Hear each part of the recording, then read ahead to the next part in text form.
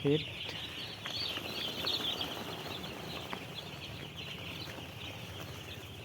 এই হপারগুলো আর একটু তুলে দেন এখন।